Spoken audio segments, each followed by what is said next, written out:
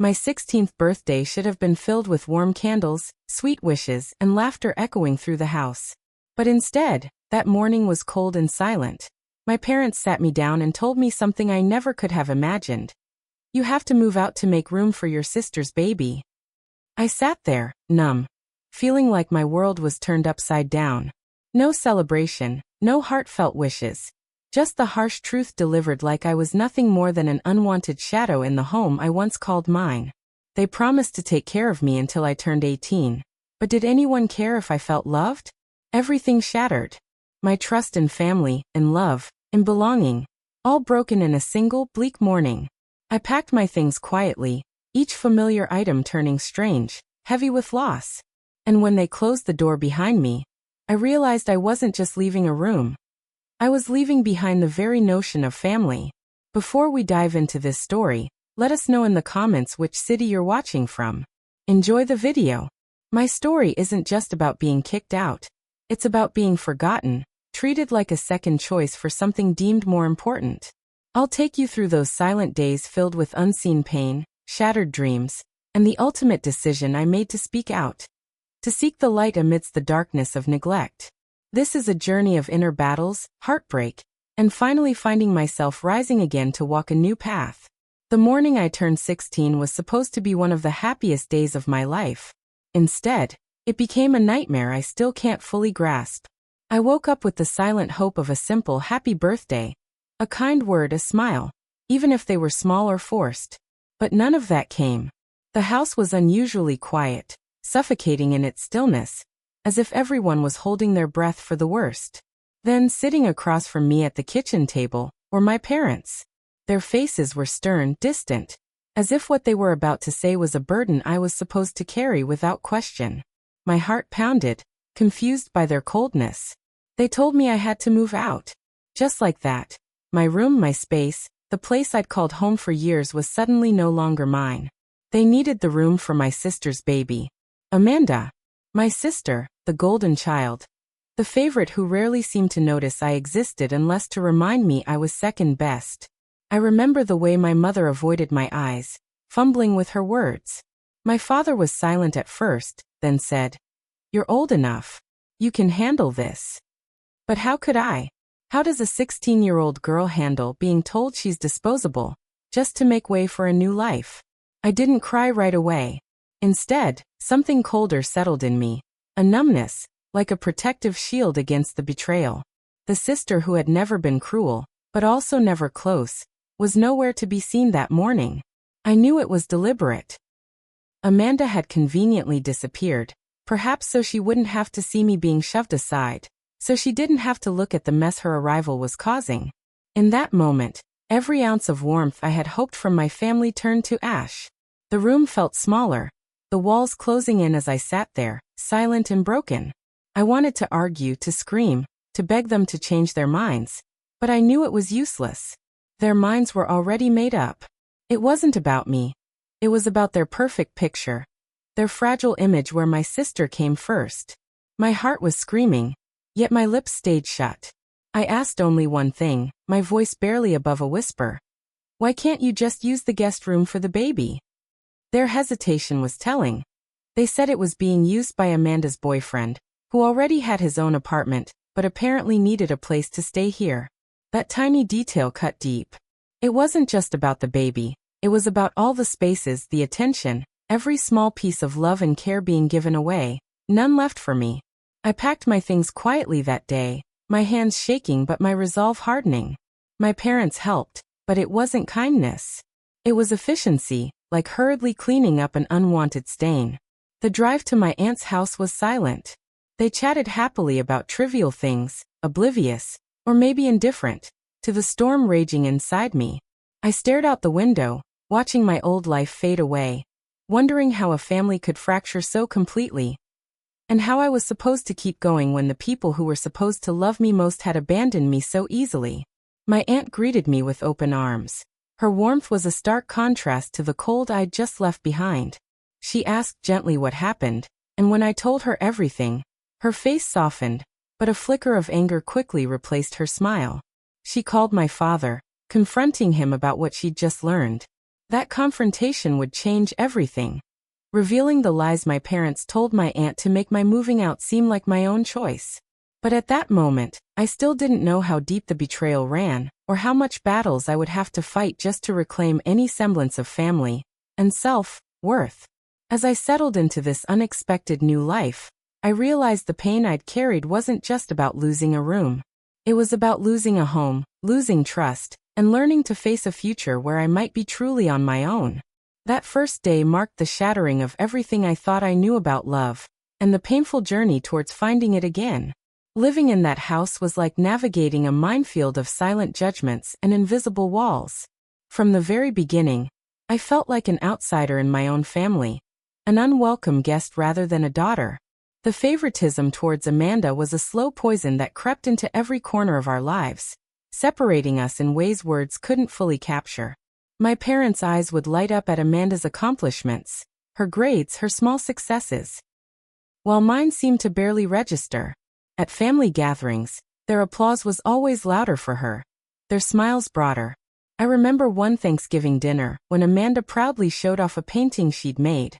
My parents praised her endlessly, while I sat quietly, my own art projects tucked away in a forgotten drawer. No one asked to see what I'd created, no one asked how I felt. Even the smallest gestures revealed the divide. Amanda got the newest phone, the better clothes, and the undivided attention. I counted myself lucky if I even got a good job from afar. It wasn't cruelty in loud words. It was neglect through silence, a constant reminder that I was not the favored child. At school events, my parents were there for Amanda every time. When I performed at a recital, only my aunt and a close family friend bothered to come. That absence, that choice, screamed louder than any angry word could. I began to question my worth, wondering if I was invisible by design, or simply not enough. This deep-rooted favoritism fractured every relationship at home. Amanda, caught between loyalty to our parents' expectations and her own feelings, remained distant. She wasn't unkind to me, but there was a wall there, built from years of unspoken truths and divided loyalties. I needed her, but I didn't know how to bridge the gap. The tension was suffocating. Every day, I felt the weight of being less.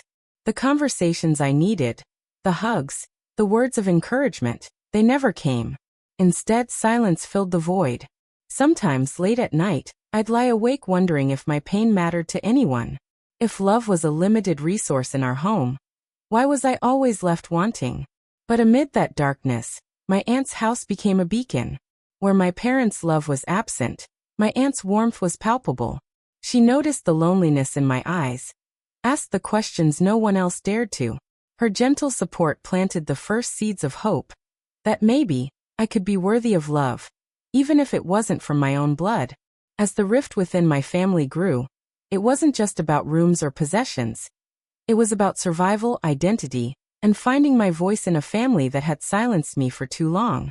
For years, I had buried my pain deep inside, convincing myself that silence was safety. After all, my parents' neglect wasn't loud or cruel in the traditional sense. It was quiet, like a shadow creeping over every corner of my life. I told myself I was fine, that I didn't need their love to survive. But the truth? The loneliness was suffocating, the invisibility unbearable. Then came the day I reached my breaking point. I sat in my aunt's living room, phone trembling in my hands. Every word I typed felt like peeling off a scar, painful and raw. I poured out everything. How my parents kicked me out on my 16th birthday. How they made room for my sister's baby while treating me like I was nothing. I wrote about the years of silence, the favoritism, the betrayals that had slowly eroded my spirit. It wasn't just a post, it was a scream in the darkness, a desperate call for someone to see me, to know that I existed and deserved more. As I pressed post, tears streamed down my face. Vulnerability washed over me in waves. Fear of judgment, fear of retaliation, but also a flicker of something new. Hope. The response was overwhelming. Messages flooded in, not just from strangers, but from relatives who had quietly noticed the cracks but never dared speak. Their words lifted me, reminding me I wasn't alone. Some shared their own stories of neglect. Others offered support and love I had been denied at home. But with the support came backlash. My parents' messages arrived sharp, angry, and cutting. My dad's words were the hardest to read. He said things I wasn't ready to hear. Things that shattered and yet steeled me. "I wish you were never born," he wrote.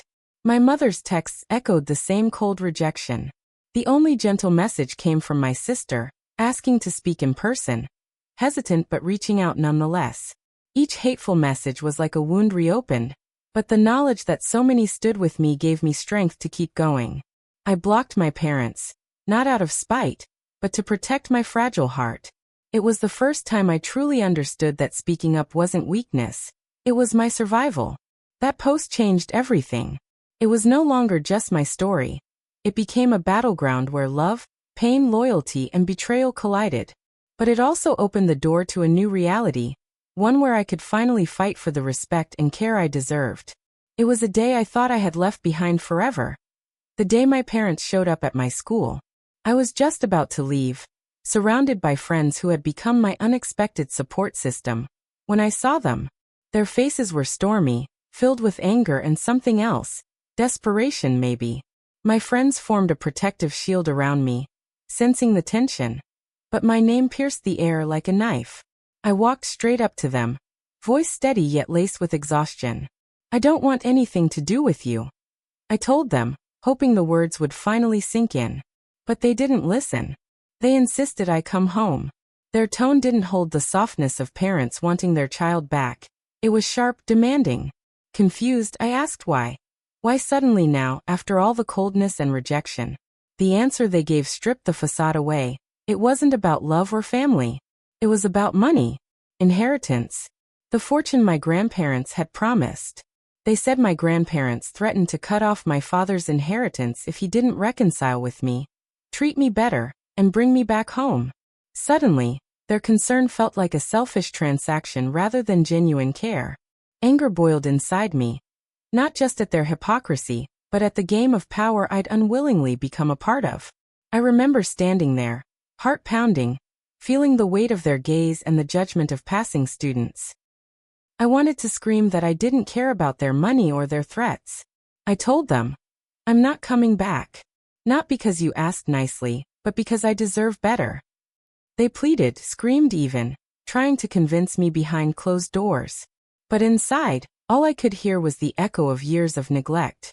Their sudden change wasn't for me, it was for themselves. Afterward, I took the bus back to my aunt's house, heart heavy but firmer than ever. I told her everything, the confrontation, the threats, the manipulation. She was furious, protective, and immediately took action. She called her lawyer, ready to fight for me, to give me a home where I wasn't just an obligation or an inconvenience. That moment was a turning point. I realized this wasn't just a family crisis. It was a battle for my future, my dignity, my right to be loved on my terms. As the stakes rose, I found allies where I least expected, my aunt, my grandparents, even some relatives who saw through the lies. When the dust of confrontation settled, one constant presence stayed, my aunt. In the chaos of rejection and betrayal, she was the anchor I desperately needed. Unlike my parents, her support was unwavering. She didn't see me as a burden, a problem to be hidden, or a sacrifice to be made. She saw me, really saw me, and that made all the difference. Living with my aunt was like stepping into sunlight after years in shadow. Her home was filled not just with warmth, but with a quiet acceptance that I hadn't known before. She asked how I felt, listened without judgment, and made it clear that my place was here, with her, not out in the cold. But love alone wasn't enough.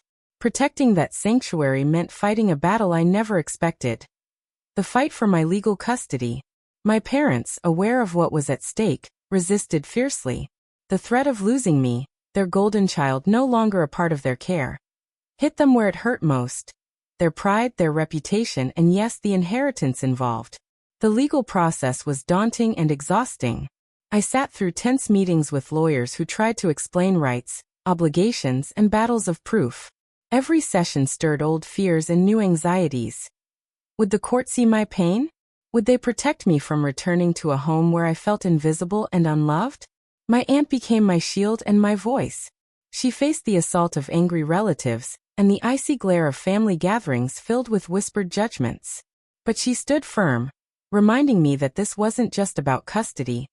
It was about reclaiming my dignity and building a future where I mattered. Through sleepless nights and emotional highs and lows, I learned to stand taller. I discovered that strength wasn't the absence of fear, but the courage to face it head-on. The fight was as much internal as it was external.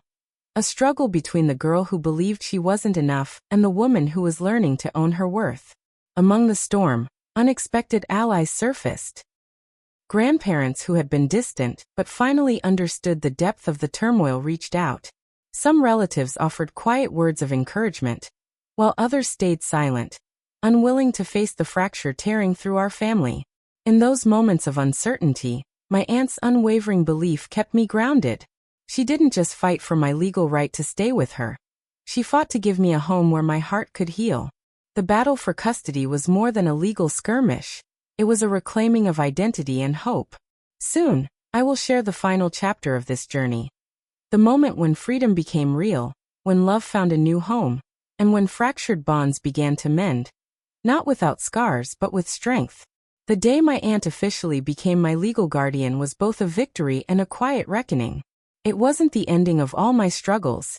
It was the beginning of something precious. A chance at belonging, a chance at healing. When the judge's decision was settled, a weight lifted from my chest, but beneath it stirred a complex mix of relief, sadness, and cautious hope. Living with my aunt now feels like breathing again after holding my breath for years. Her home is no longer just a temporary refuge. It is truly mine. She doesn't just provide a roof and meals. She offers understanding, hugs when my heart feels heavy, and a safe space where I am seen and valued. The long nights of feeling invisible have slowly been replaced by mornings filled with quiet smiles and genuine conversations. But even as I build this new life, the ghosts of my past linger. The void left by my parents' neglect isn't something you simply walk away from. I still wrestle with the feelings of abandonment and betrayal. Sometimes in moments of solitude, the old wounds ache. The silence in family gatherings, the absence of parents' warmth. It's a scar that will always carry its story. My sister, Amanda, has become more than just a distant figure.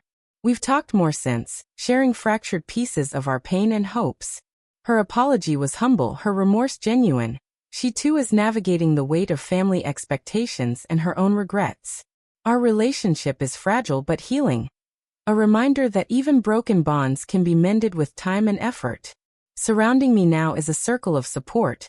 My aunt, the grandparents who finally stood on my side, close friends, and even some relatives who reached out when they saw the truth. They remind me that family isn't just about blood, but about those who choose to love and protect you. Looking forward, I'm learning to dream again. I'm exploring passions once buried beneath years of silence. I imagine a future where my voice matters, where I create my own family from the hearts that choose to stay. This journey has taught me that pain and growth often walk hand in hand, that sometimes, you have to lose the home you knew to find the home you truly deserve. Thank you for walking this path with me. My story is far from over, just like anyone's. If it touched your heart, share your thoughts below. What does family mean to you? Have you ever found strength through hardship? Together, we keep telling our stories, finding hope, one step at a time.